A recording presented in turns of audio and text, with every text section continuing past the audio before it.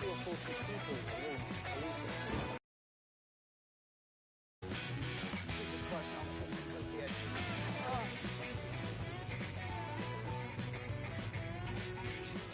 Let's sing a song. No. I am sitting 13 times sat. Going in hard and hard. Okay, please. Well, it'll be pissed off.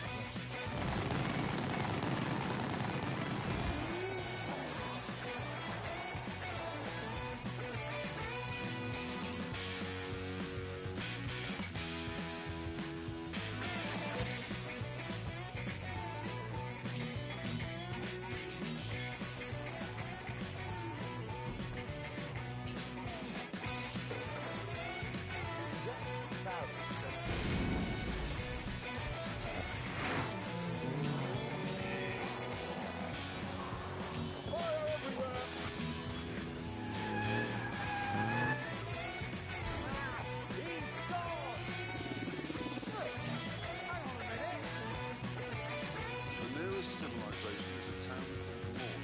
In order to reach it, you must build the concept of food boxes. You have enough food for 7 days.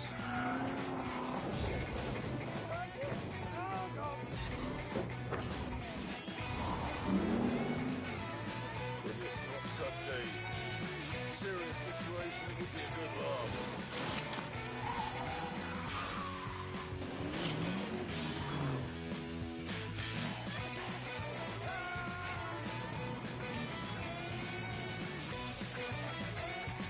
There must have been 30 or 40 people in the room policing. Boston! Jesus Christ, no, I'm getting close to the edge.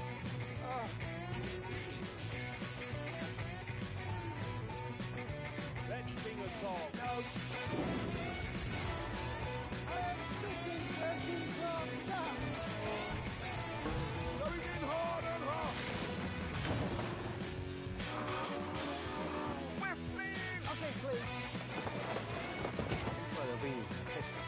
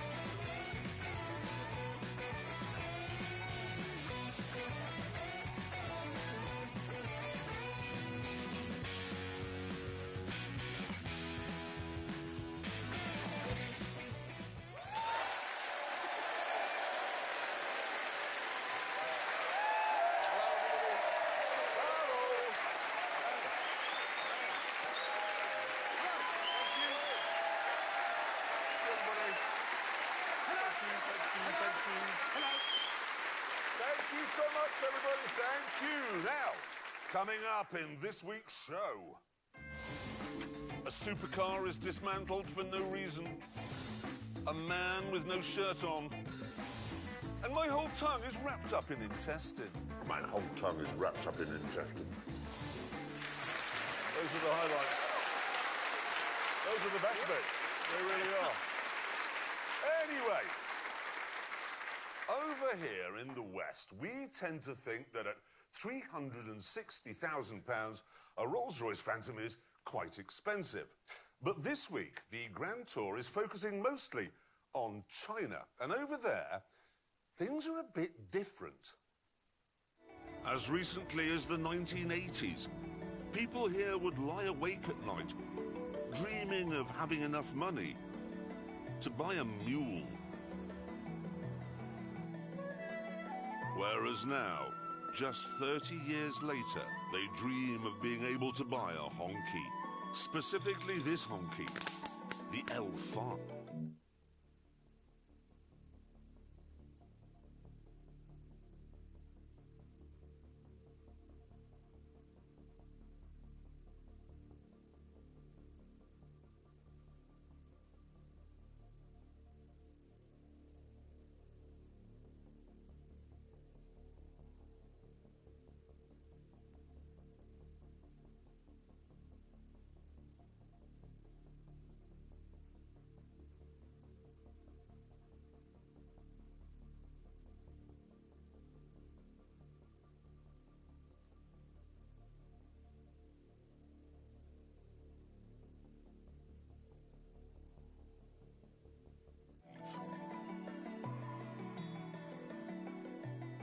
In Chinese, honky means the red flag, the symbol of communism. But there's nothing at all communistical about this monster's price tag, which is £880,000.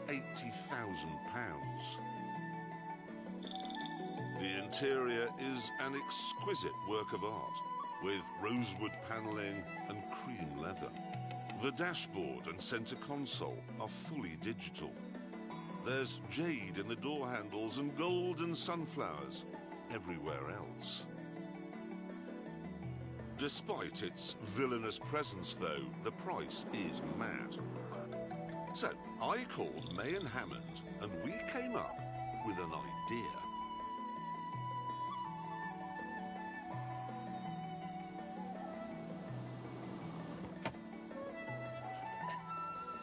If you are a Chinese businessman or businesswoman and you want a car that reflects your status, you don't need to spend £880,000. You can simply pop over to Europe and buy a Mercedes S-Class like this one.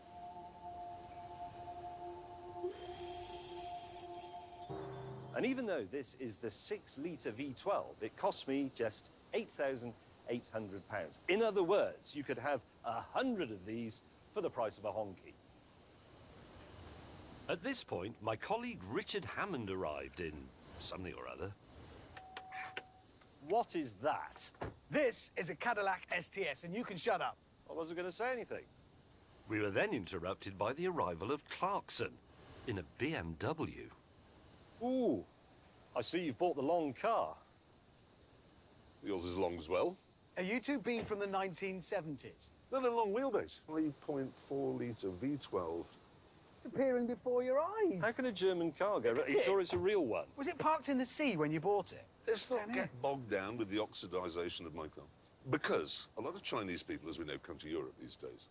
If Chinese people are going to come to the UK and buy Western soap and Western frocks, why would they not buy Western cars when they're there? Yeah, because you can't buy these cars second-hand over here. No, they're not. This vintage isn't available here. No. And what we're saying is you can buy one of these for a lot less than a luxury honky. A lot less. And that's what we're here to prove, people of China.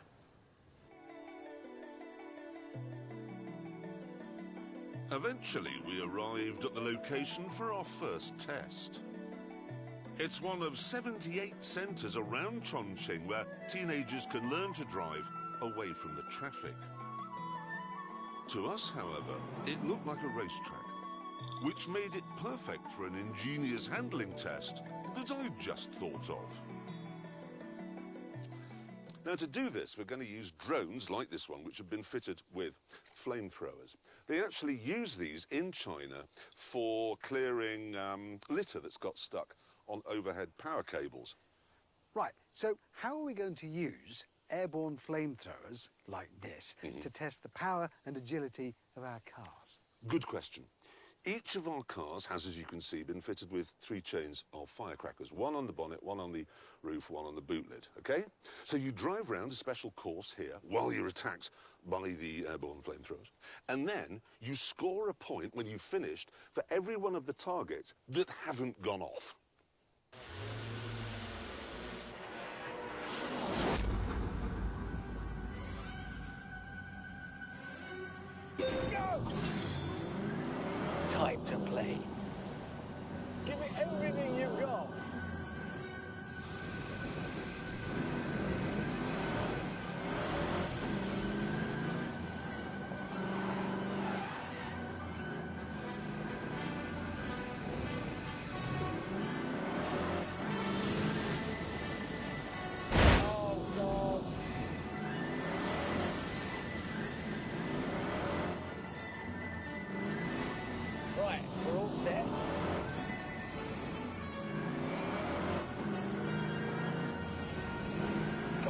pressure on.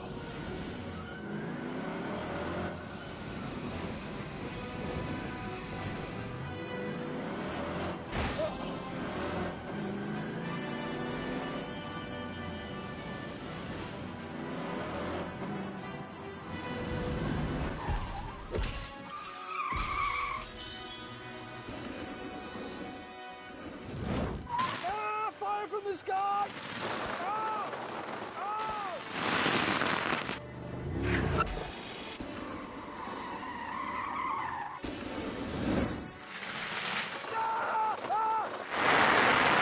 There's the drone on my left, the first one.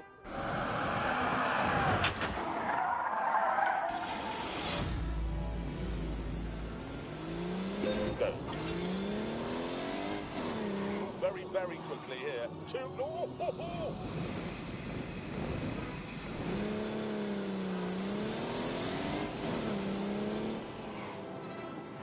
Oh, God.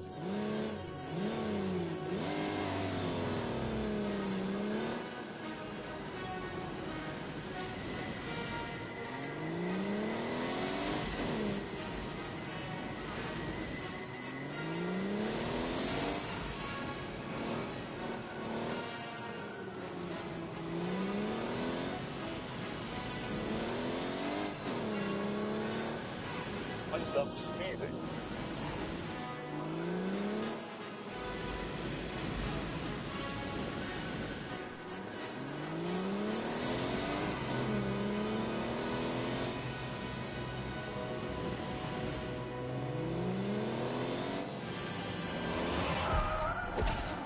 Oh, God, straight. Oh. Fire everywhere! Oh, God! Bandit at 10 o'clock. That'll have alarmed him. It will have alarmed him, son, yeah. You know dogs don't like fireworks. No, they hate it. Go.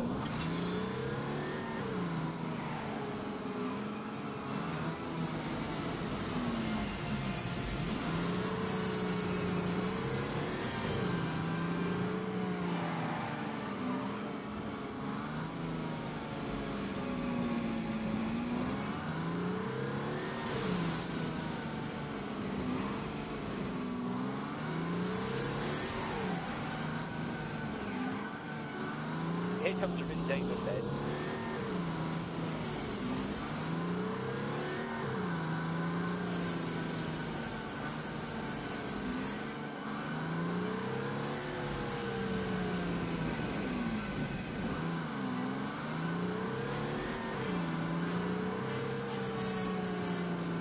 Oh, that's interesting.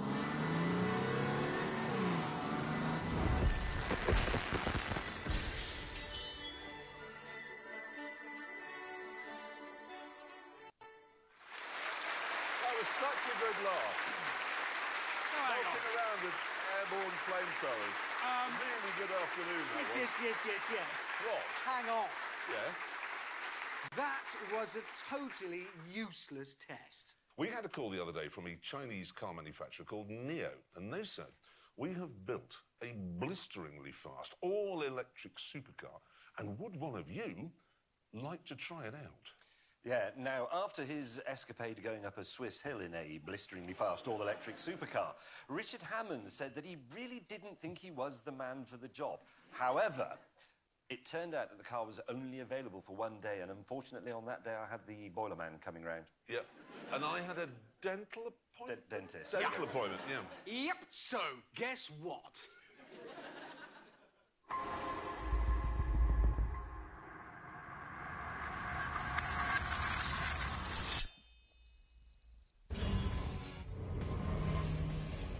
Here it is. It's called the EP9. And it's pretty clear that this is no Nissan Leaf. Because a Leaf doesn't have giant head restraints to stop G-forces from snapping your neck during hard cornering. And that's just the start. What I have have here is a comparison between this Neo EP9 and the Rimac Concept 1, in which I had my little tumble down a Swiss mountainside. So, in the Rimac Concept 1, power 1,207 brake horsepower. In this Neo, 1,341 brake horsepower. Power to weight in the Rimac is 652 brake horsepower per tonne. In this Neo, 773 brake horsepower per tonne. Oh, good. So, no pressure then. Right, the high voltage system is active. So here goes. To launch it, it's got to be in drive. Left foot on brake, right foot mash the throttle, right hand hold that back for 1, 2, 3, 4, 5. Come off the brake. Ah!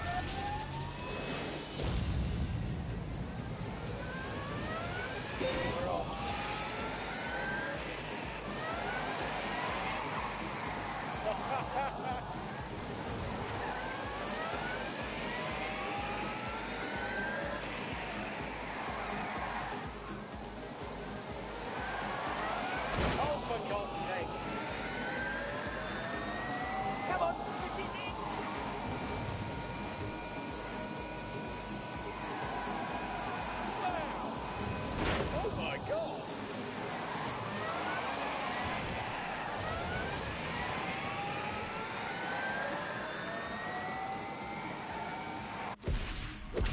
Driving a jet engine. Something else about which I have bad memories. This is a bad place. However, there is some good news for people like me. The brakes. Whoa! That's put everything back where it should be. My eyes have come forward, my lungs are on the front again. Oh.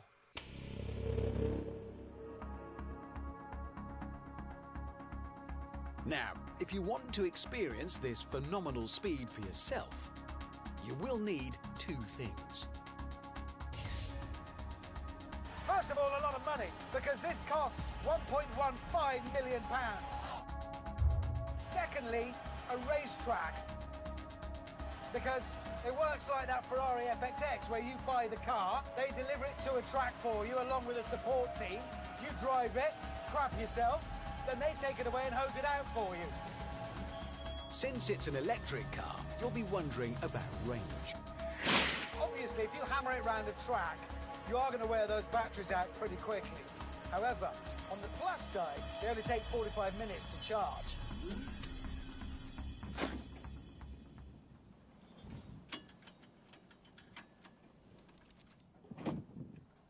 On the minus side, you have to take the batteries out to do it. And as they weigh 317 kilograms each, you won't be doing that on your own. It is a bit more of a faff than, say, a can of petrol.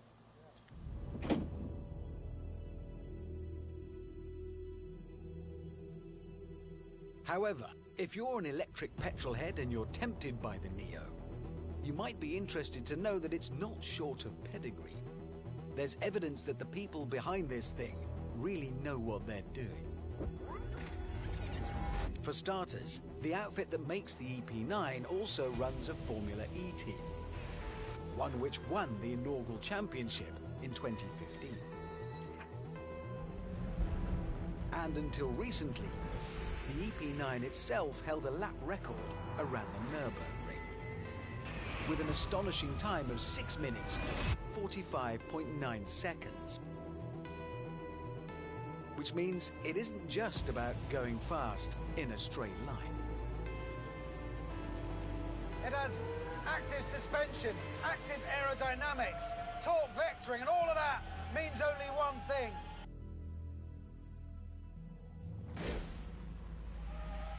Grip, grippity grip!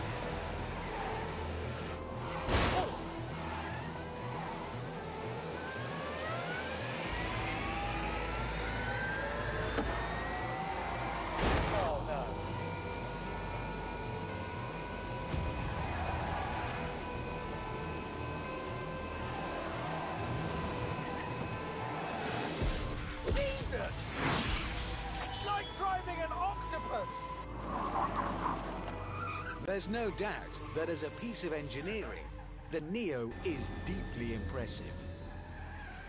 And then slingshot!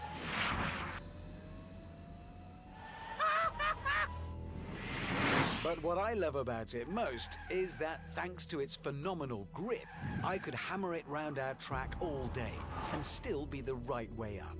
And from me, there is no higher compliment.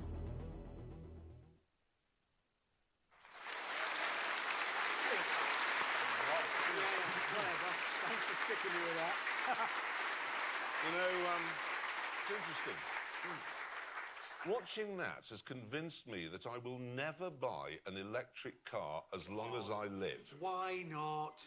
Because why on earth would I want to employ a team of men and buy a forklift every time I need to go anywhere? Yeah, that's all very well, but a lot of people are more enlightened than you, including me, in fact. So, Hammond... Yes? Tell me, how does it compare with the Rimac? I was interested. Yes, they are, sure. The Neo is just more of everything. It's more power, more grip, more speed. I have to say, that looked painfully fast, that car. Is. I mean... It is really... astonishingly fast, but it is a novelty, an amazing, powerful, fast one, but a novelty nevertheless. And we should make it absolutely clear that you can't drive it on the road at all, can you? No. It's not road No, legal. you can't, unlike the Rimac, which you can. That's what makes it so amazing. And there's a new Rimac coming out soon that'll have more than 1,900 horsepower. But imagine the size of the internal combustion engine you would need to make 1,900 horsepower. It'd be massive. That's why the future of supercars like that is electric. It is. What? It is. It is. It is. That's the way it's going to go. It's the way it is going. OK, then, let's find out how fast your beloved Neo goes round the Ebola drone.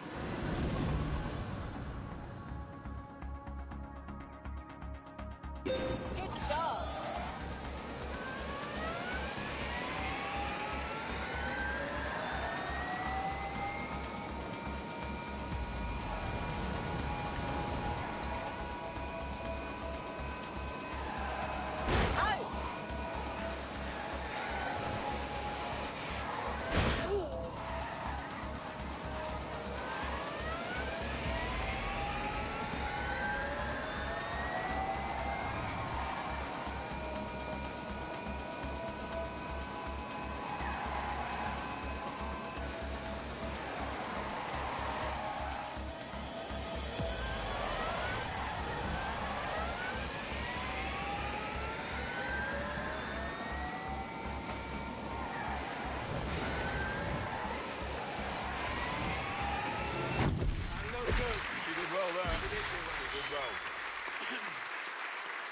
So exciting with those noises.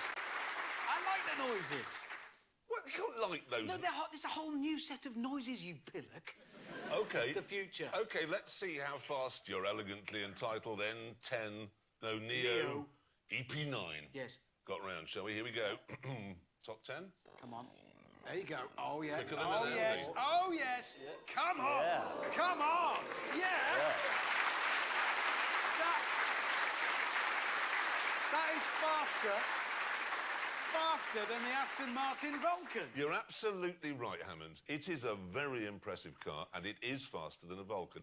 But it's slower than the petrol-powered McLaren Senna, which is road legal. So that is petrol 1, Yes. electricity 0. All right, don't do that face. Don't do that face. No.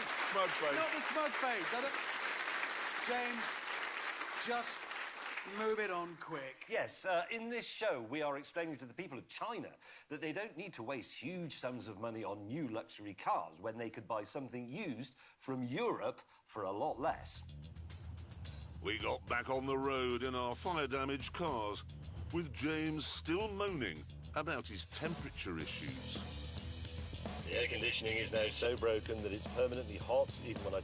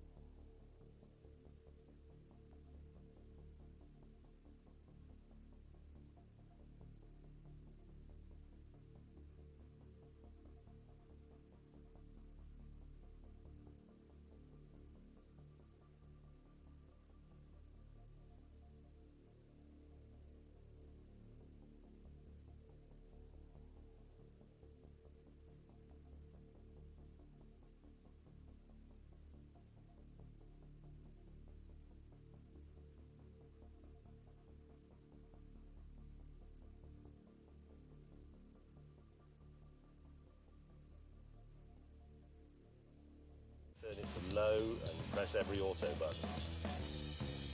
I decided there was only one thing I could do about this. Ignore him. Jesus.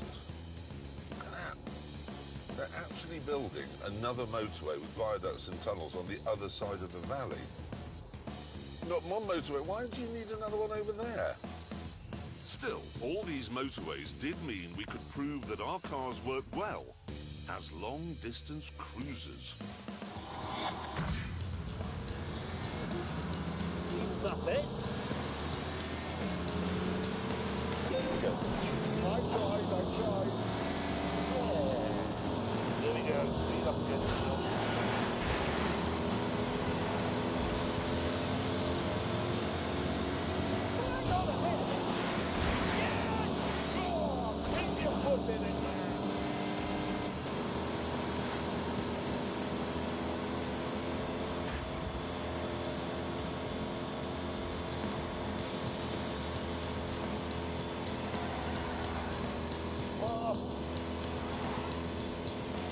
Oh, yeah.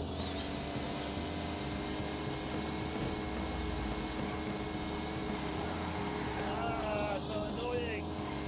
Oh.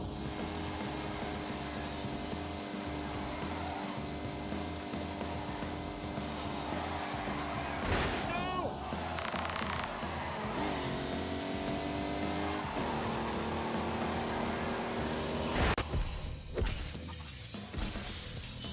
However, in the USS Norman Schwarzkopf, Oh, God.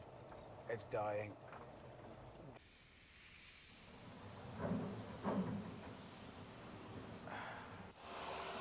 What's happened? Loads of warnings came on, and then it lost power. I made it to this off-ramp, and now it died. Oh, dear. Not sure my jump leads are going to get that going, are they? Oh, No. look. Oh, That's dear. really gone bang, isn't it? There's oil coming out everywhere. The emergency services. No, I don't. do you know how to say my Cadillac's broken down? Do you know what junction you're at? No. Oh, dear. No, neither do I.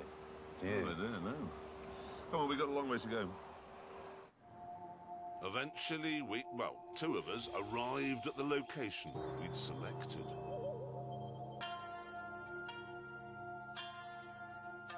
It's known as the 24 Curve Road because it has 24 fun-filled curves. It was built in 1935 to ferry US military equipment to China. And it hasn't really been maintained since. So the surface is loose and potholed, and it looked like it should be a right laugh.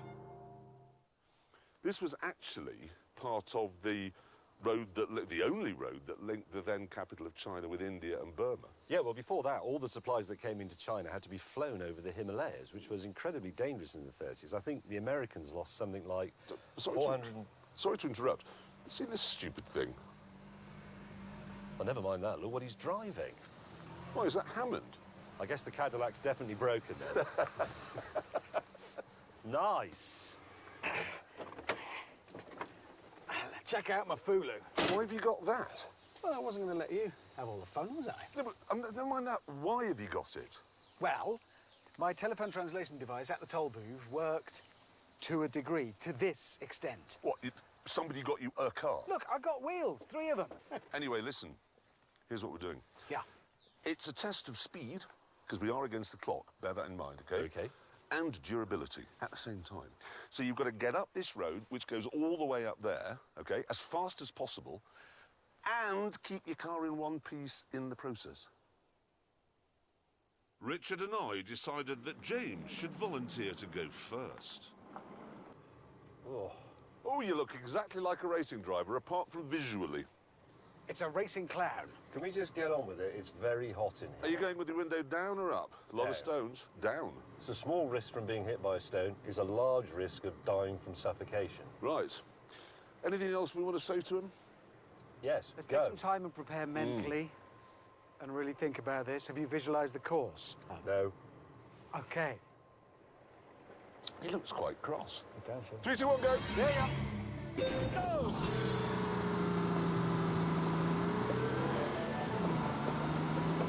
Right then, let's go.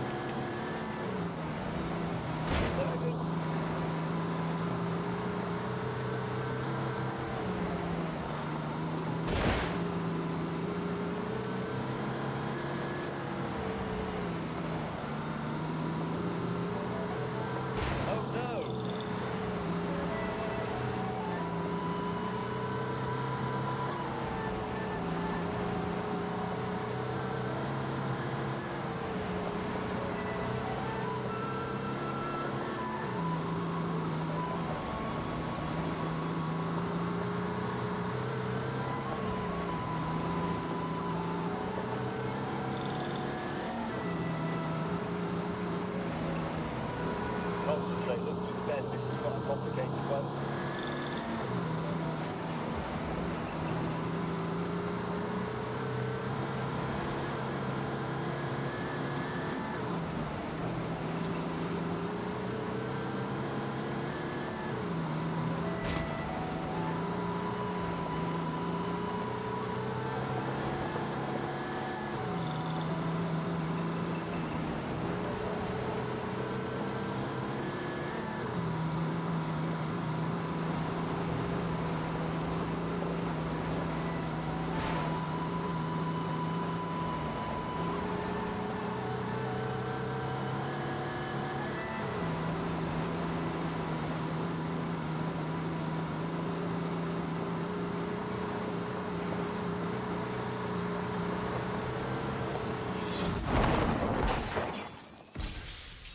Next, it was my turn.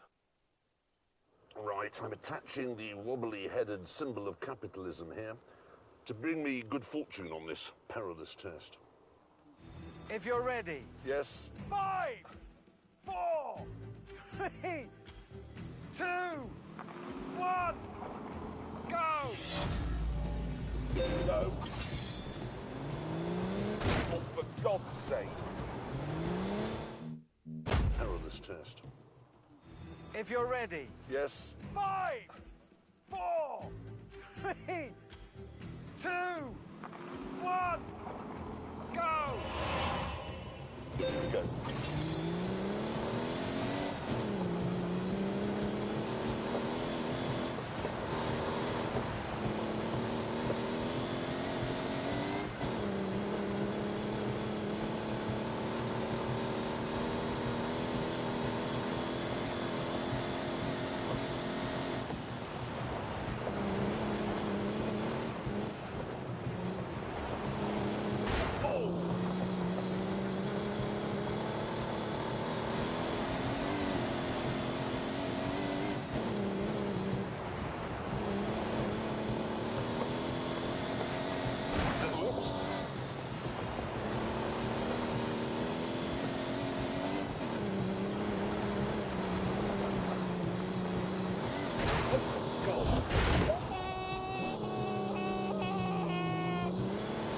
Television.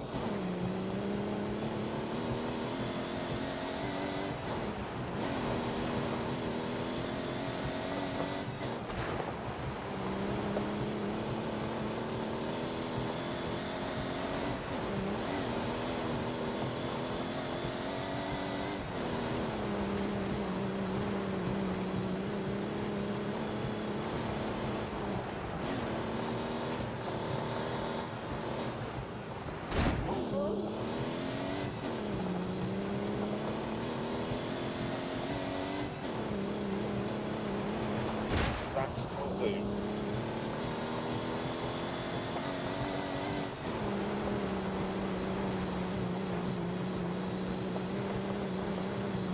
quite scary through here.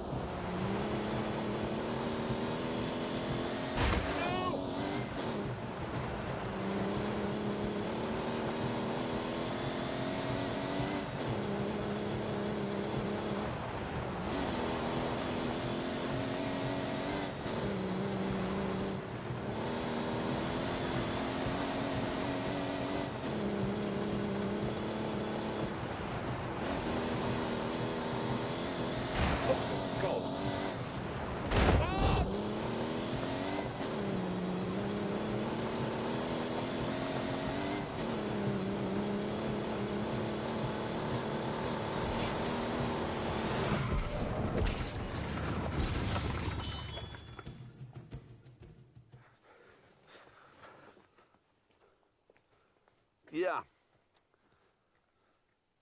You overdid it, didn't you? Yeah. So I've won that.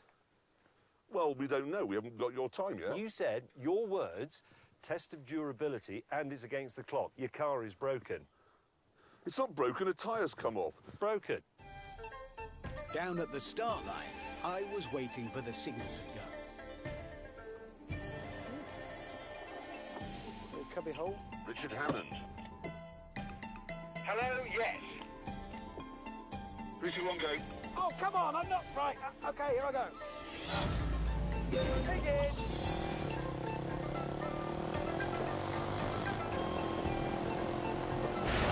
Keep going.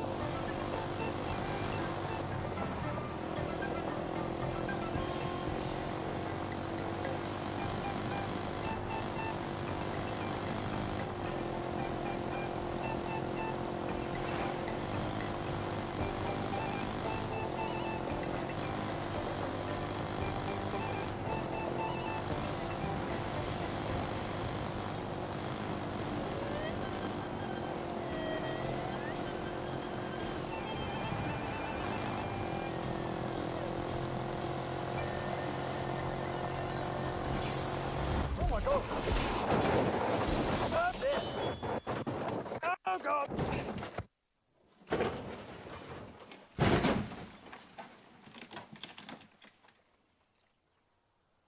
Did anyone? Did Was that did he just crash it? Was that a crash, or did he just disappear behind the...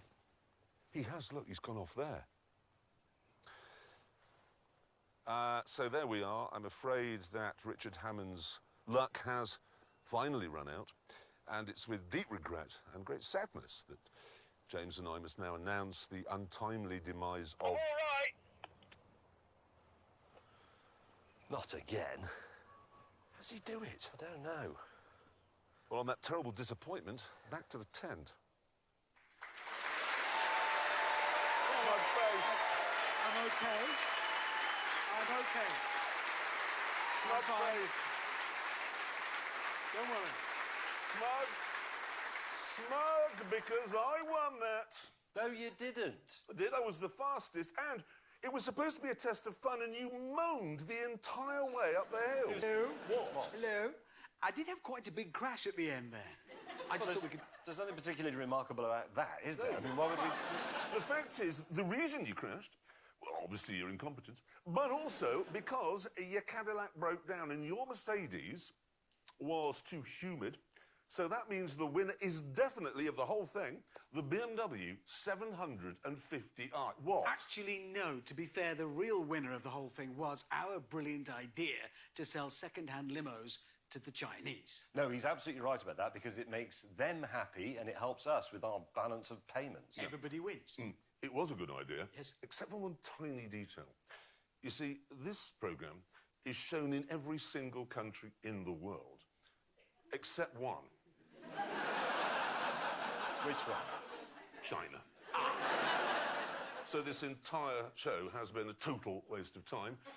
It's an hour of your life you'll never get back. And on that terrible disappointment, it's time to end. Next week, I'm happy to say, we're back in the groove. We're in Scotland, and I get an Alfa Romeo GTV6. Make me very happy. See you then. Take care. Good night. Good night.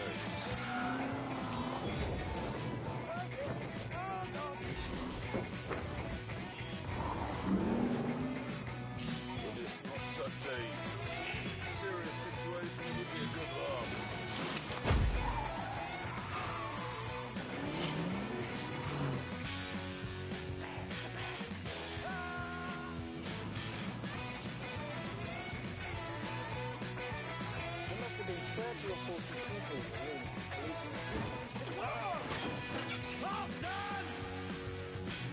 Jesus Christ, I'm thinking close to the edge.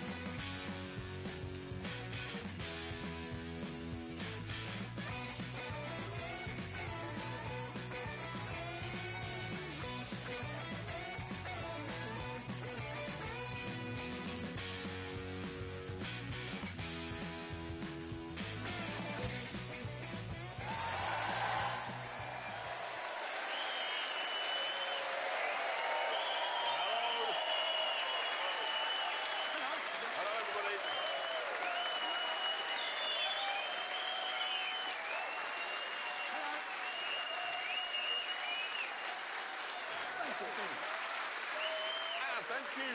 And coming up in this never-to-be-forgotten show, Richard operates a bat. James sits in a car humming. And I park outside a cathedral. Thank you so much. Now this is a bit of a Ford-based show because we were staggered to hear the other day that they're thinking of pulling the plug on the Mondeo. Now, this is enormous news. In Britain, losing the Mondeo is a bit like, well, losing the royal family. Yeah, and if that happened, someone would make a documentary about it. Quite, which is why we decided this week the Grand Tour should make a documentary about the passing of Ford's medium-sized family saloon. It's exciting stuff.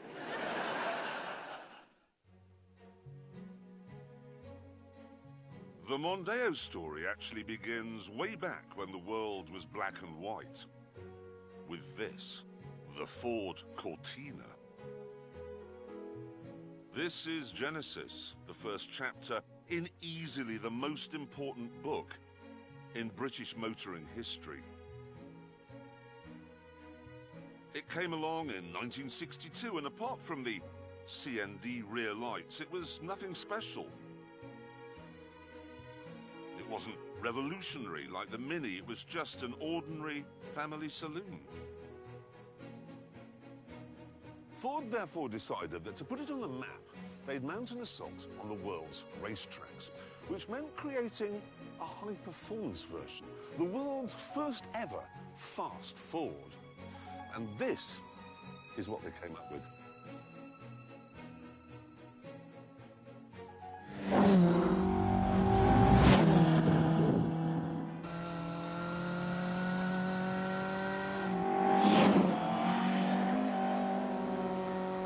Life doesn't get much better than this. Cadwell Park, sunny day. Mark 1 Lotus Cortina. This thing is a riot. No.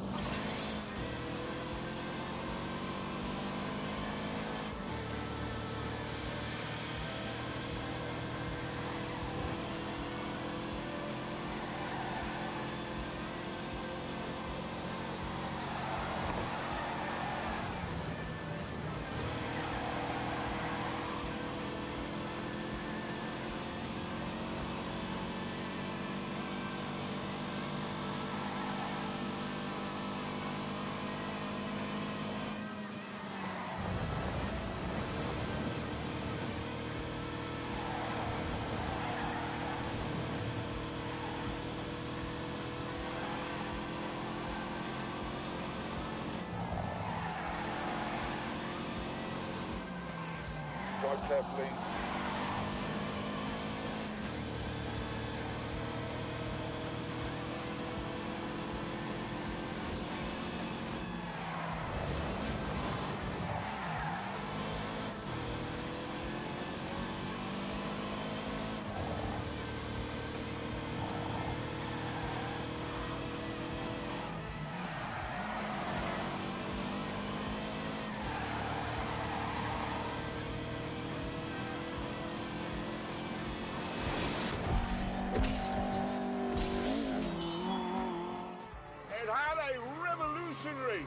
cam 1.6-litre engine, which sounds like a murder of mad bees. It revved like hell all the way to 8,000 RPM and produced 105 horsepower.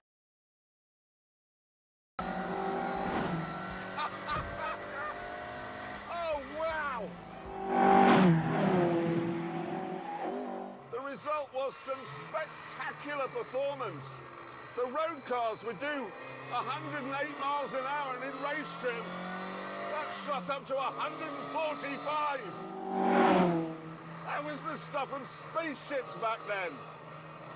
And best of all, if you were really on it, it would lift the front wheel in the corners. On the downside, it didn't stop properly, and there was very little grip. So it was an oversteer mentalist.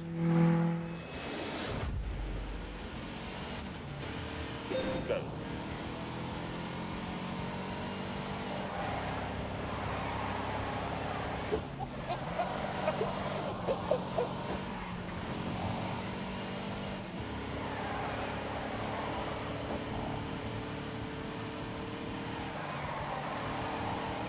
Right, onto the straight. Savage acceleration.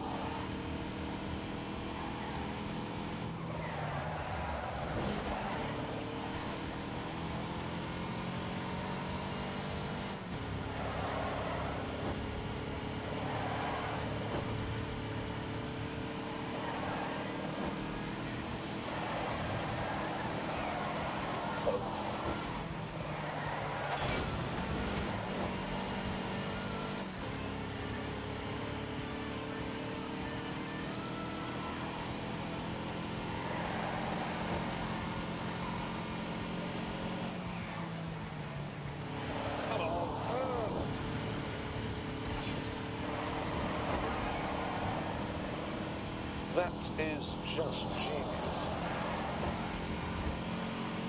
Speed is the answer. It was also astonishingly brittle. Autocar magazine ran one for a year, 29,000 miles, and in that time, it needed 6 rear axles and 3 sets of rear suspension, and probably a whole load of new half shaft as well, because they were made from chocolate. But it didn't matter, because the Lotus Cortina wasn't designed to last a lifetime. It was designed to last about 40 minutes, because that is how long a race lasted. Back in the early 60s, saloon car racing in Britain was just about the most exciting motorsport the world had ever seen. Go.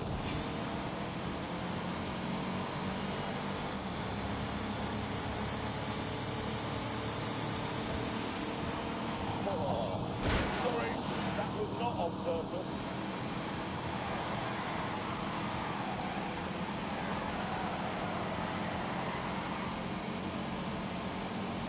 You're knackered on go. Stop it!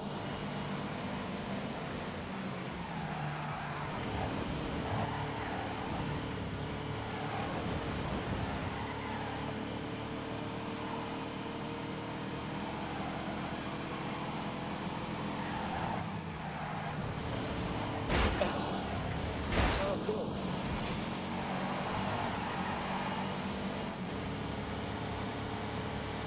Have a little bit faster.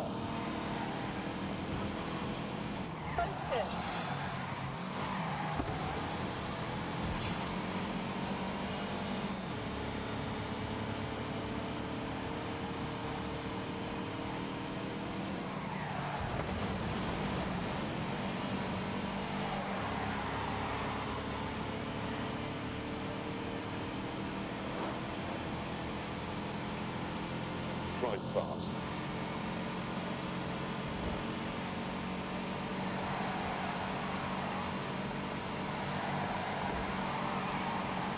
Look at that for a tidy line. Get on with it.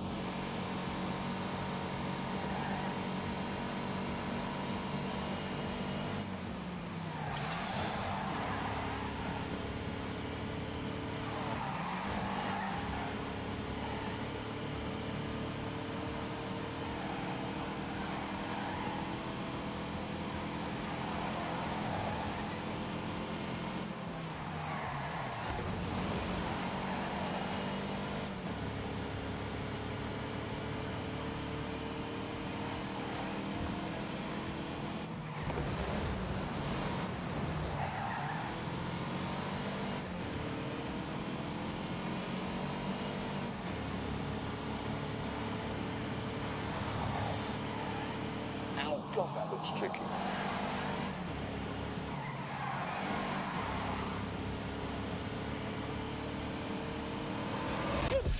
The massive American Fords would roar down the straights, and then in the corners, the army of Minis would be right back at them. It was beautiful, snarling chaos. But when the dust settled, it was the Lotus Cortina that was doing the winning.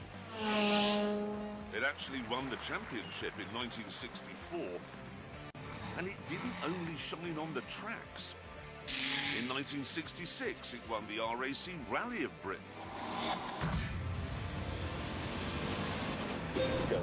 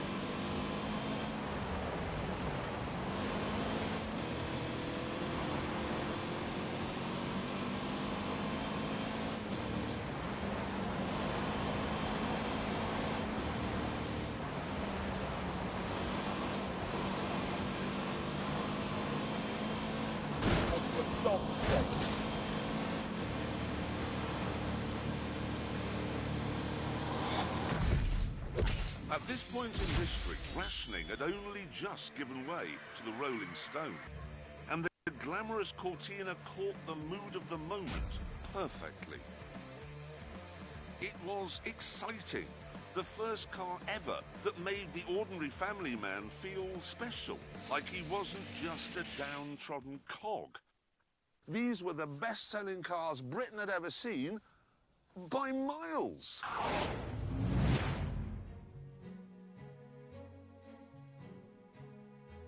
You joined me in Doncaster, outside my old school. And I remember very clearly coming out of that door one afternoon in 1969, skipping along here, coming round this gatepost here, and I noticed that parked over there was a 1600E, an E in amber gold, just like that.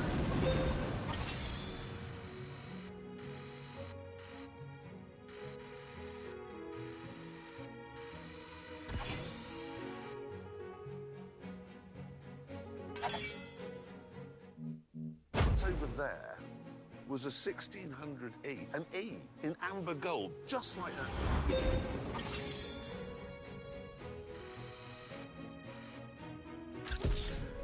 And in it was my dad. And that was impossible.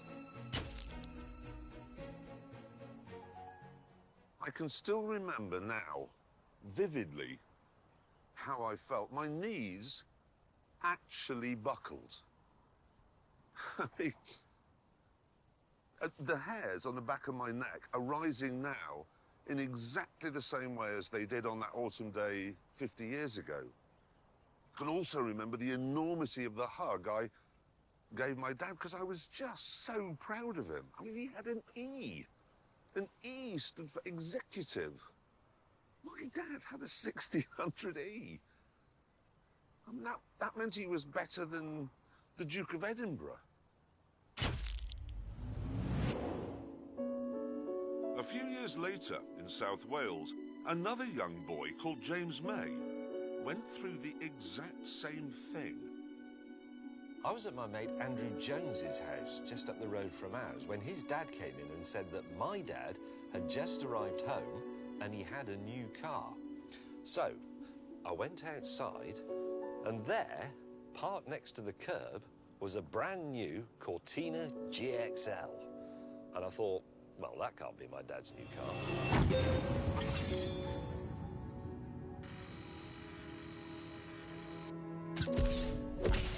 But it was.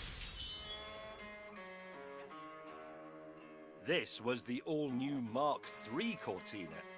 And because it was the GXL model, it had chrome strips on the grille and a vinyl roof and 4 auxiliary dials that were angled towards the driver. It also had something called a rev counter, and I'd never seen one of those before. But when I looked at it, I suddenly became aware that my body could produce semen. Unfortunately, not all children in Britain were as fortunate as James and me, because some of them were born in Birmingham.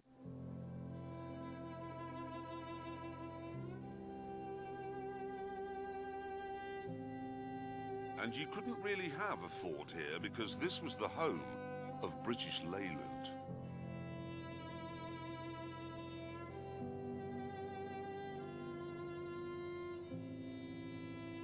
I grew up here, on this street, and I remember the day my dad came home with our new car. I prayed it would be a Cortina. Literally prayed. But it wasn't.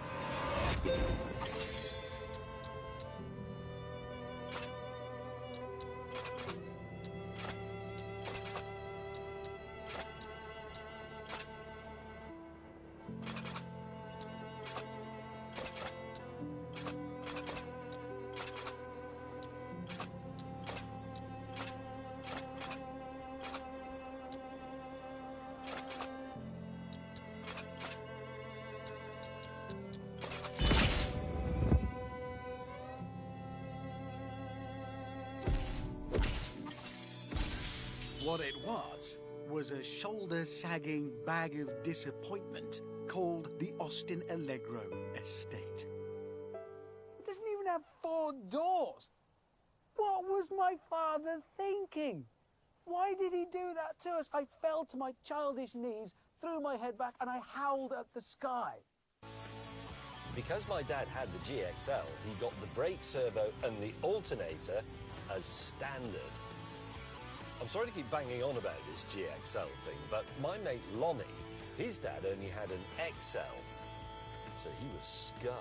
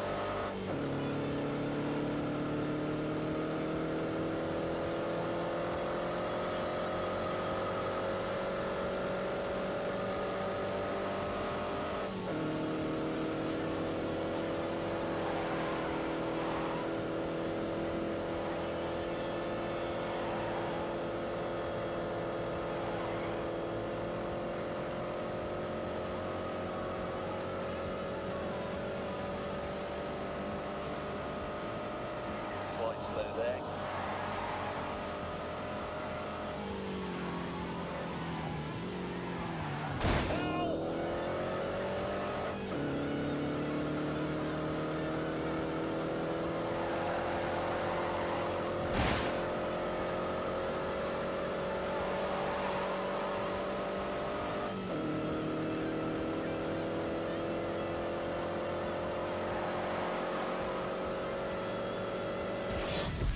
I've never driven one of these before, and to be honest, I never wanted to, because that really would be meeting a childhood hero. I love it, though. Thanks, even better now, can't you? What about this one? I'd say. Outside of Birmingham then, everyone, young and old, was in love with Ford's four-door saloon. Because of this love affair, Ford sold a Cortina somewhere in Britain every 47 seconds. In 20 years, they sold 2.6 million of them. And let me put it this way, British Leyland took twice as long as that to sell half as many Minis.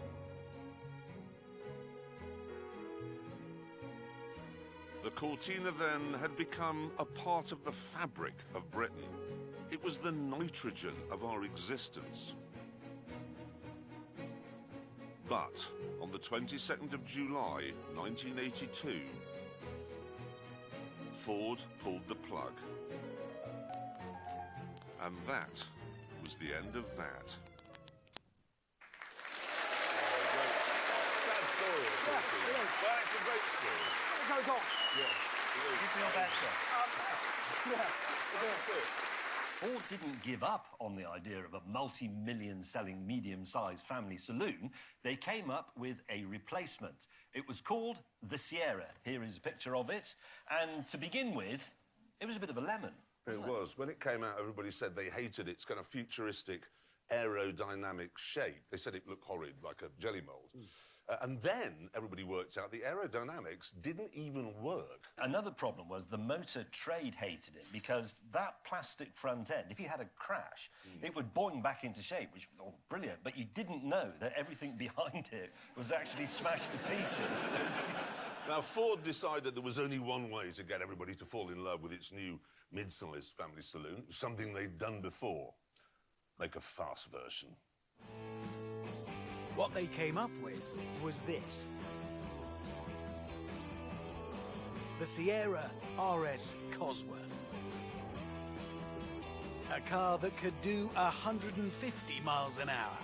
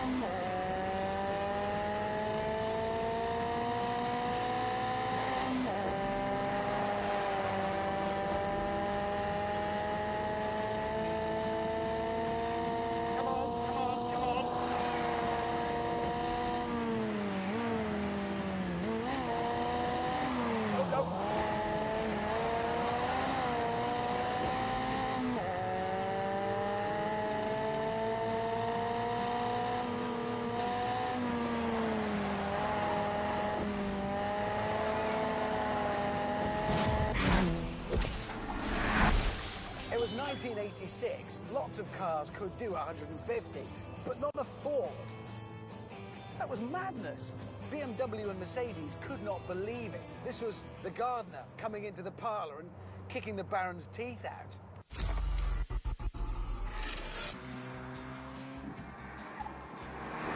To keep the road-going rocket ship pointing mostly in the right direction, it got beefed-up suspension, a limited-slip diff, and its most famous feature,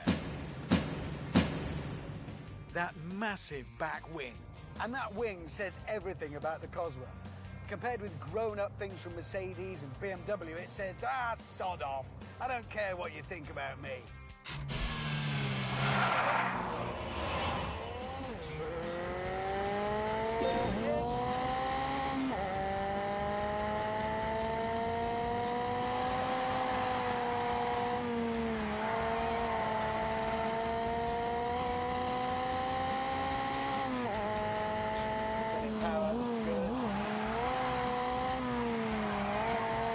This is dangerous because of you.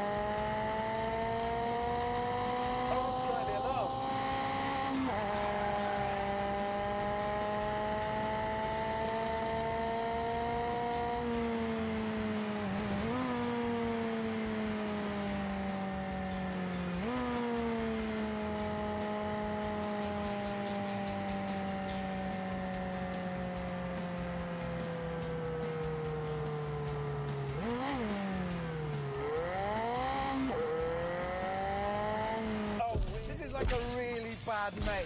You know, the one you absolutely love, but nobody appreciates you hanging around with them. Cosworth turned the Sierra into one of the most desirable cars on the planet. And because it only cost 17 grand, 6 grand less than a BMW M3, your local builder could have one. However, while everyone wanted Ford's latest working-class hero, not everyone was prepared to pay for it. Things got so bad by the early 90s that the Sierra Cosworth was 5.5 times more likely to be stolen than any other car. There were numerous reports at the time of Cosworth owners receiving insurance quotes that were more than the value of the car, and eventually ensuring a Sierra Cosworth became not just expensive, but impossible. They were uninsurable. But by then, it didn't matter. The Sierra Cosworth had done its job, just as the Lotus Cortina had done 25 years earlier, by making an ordinary family saloon seem impossibly cool.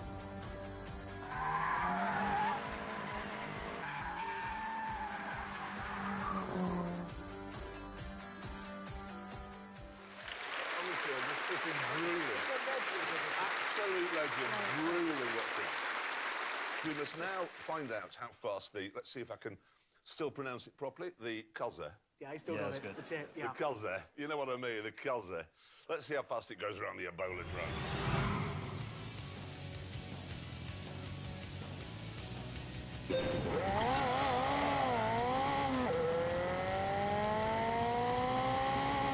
Away it goes, just off the line, but then a scuff of wheel spin as the turbo roars into life.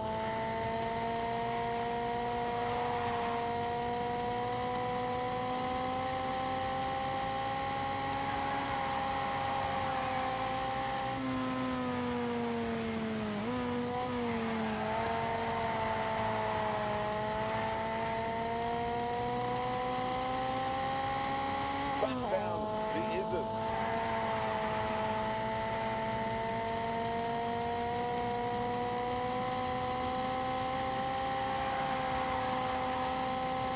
Very hard braking for Old Lady's House. Back on the power for the blast to substation.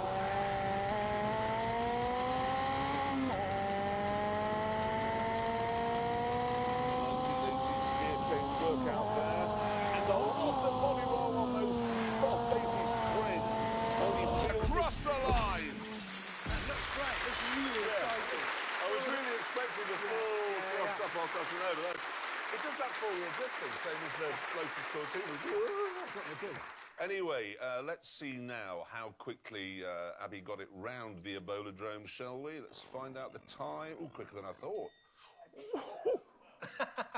What? Well, it's faster than a Lamborghini. I told you that thing was slow. It's actually slower than a Ford Sierra. But the interesting thing for me there is it's quicker than a Ford Fiesta ST 200, and they both have the same power, don't they? About 200 horsepower. It did, yeah. I think what that goes to show is, despite all the improvements in suspension and tyres, you can't beat fitting something with a sodding great turbo. A massive turbo does the job.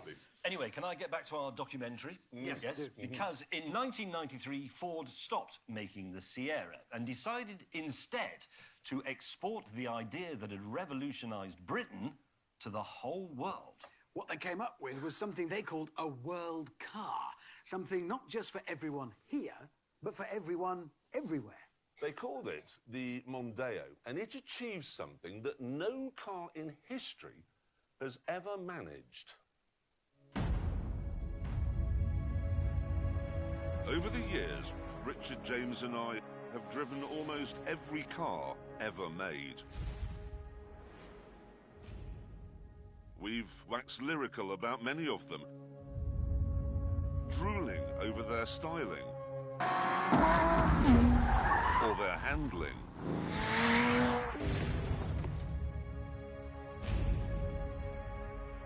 But incredibly, there is only one car that we all like. This one, the Mondeo ST estate.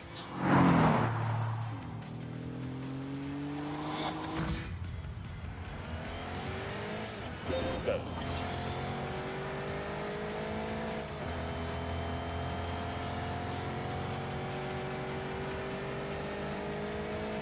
Oh, speed. Oh, then spot.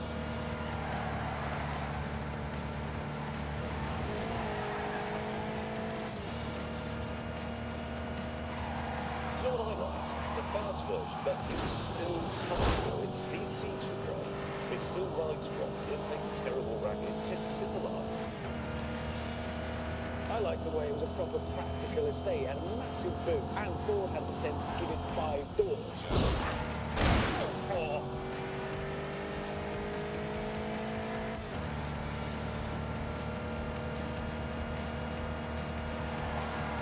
Rapid brakes. That's will do.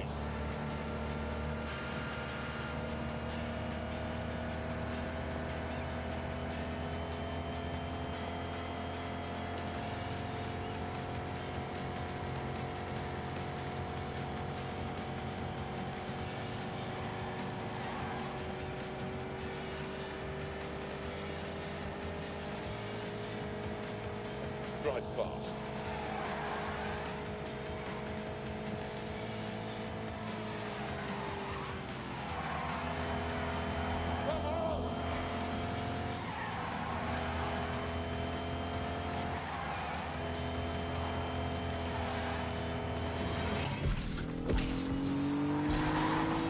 V6 engine, 200 horsepower. 0-67 seconds, top speed 150. He didn't look it, but this was as quick as a Cosworth. And when they turned it into the ST220 in 2002, it looked right as well. They should have sold these by the million.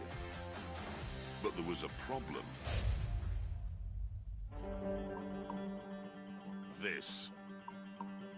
The first so-called MPV, the Toyota Picnic.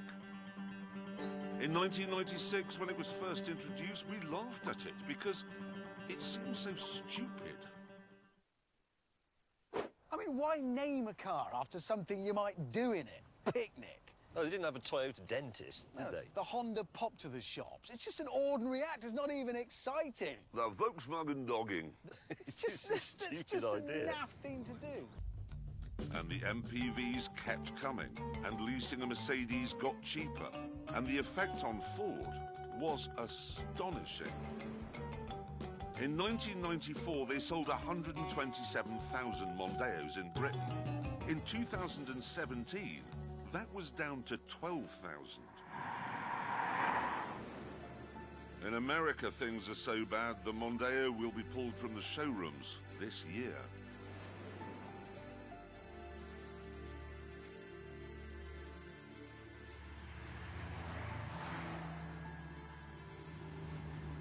And it's predicted that soon after that, it'll go from the rest of the world as well. And when that happens, Britain will have lost much more than just a car. The Mondeo was never fancy or spectacular. It never won Le Mans. It was never awarded a Nobel Prize. It didn't write The Grapes of Wrath. It was just your mate, someone you enjoyed going to the pub with.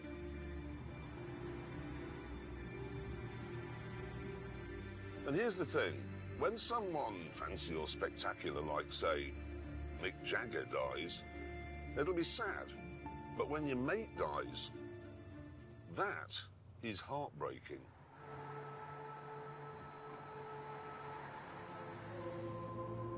So, to give this car the send-off it deserves, we've booked Lincoln Cathedral.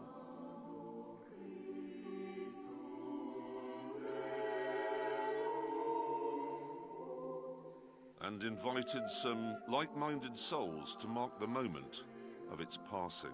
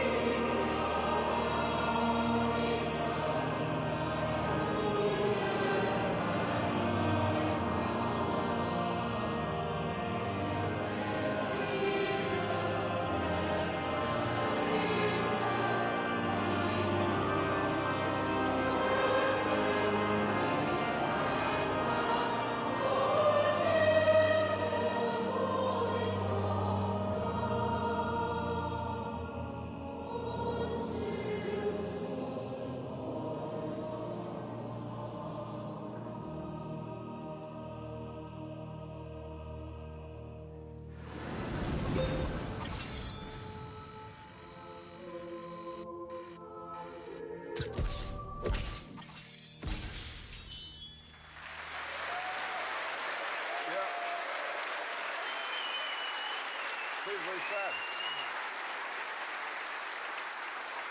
It is, it's very sad, and it's not the only British motoring institution that's coming to an end. We are. This is not just the last in the series. I mean, sorry, it's the show as you know it is actually ending with, you know, the track, audience, us three, and really badly fitting jackets every week. This is the last one. It is.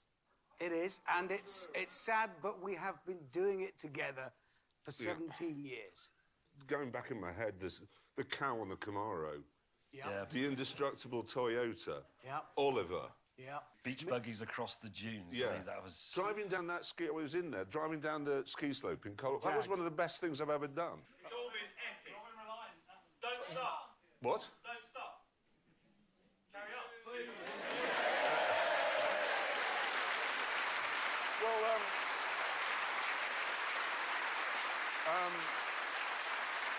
we do have some good news. We do have some good news. We're not. Oh. We're not stopping. We can't. We'd have to get jobs. No, we're not actually stopping. No, I mean, the truth is, Amazon loves us. We love Amazon, so we'll carry on a bit. Yeah, we'll stick around. The thing is, as I said, the show as you know it is ending, and that's very upsetting for us. You know, the audience and and this sort of thing and the track. But who'd like to see us doing more big adventures? Road trips, specials. Who wants some specials? Yeah. Thing is, there is. Thank you. There's still so much of the world we haven't been to. So many people I haven't insulted. So, there are so many cars he hasn't crashed. Yeah, exactly. So, although this is gone, the Grand Tour goes on. It goes on. It goes on. We are going to need walking sticks and nappers. No, we are. We are. So while it's not goodbye from us, it is goodbye from this. Anyone want to buy a tent? See you. Take care. Thank you. Take care.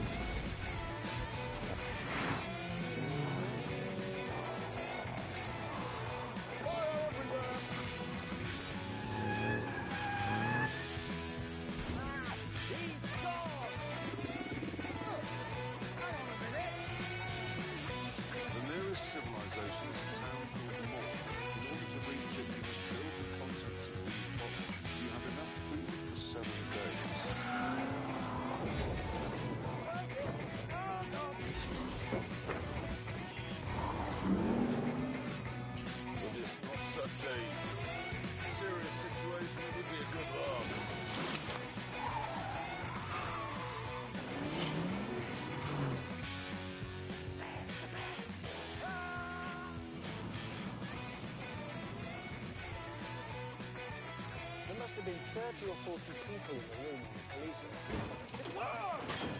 Clarkson! Jesus Christ, now I'm pulling too close to the edge.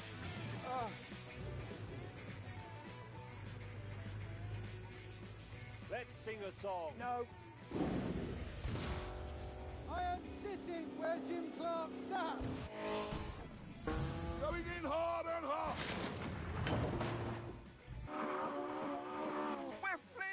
safely. Well, he'll be using a pistol, won't he?